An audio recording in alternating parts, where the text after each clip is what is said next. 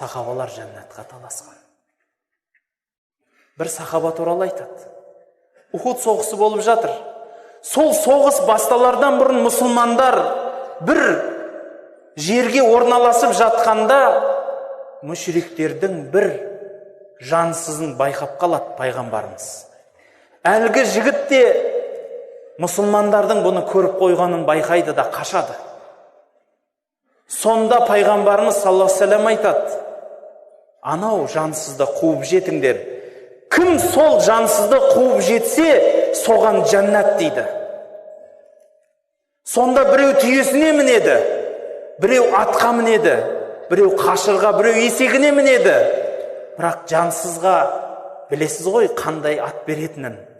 Не деген арғымақ атқа мініп алып қашады. Сонда сол жансызды қуған жігіттердің ішінде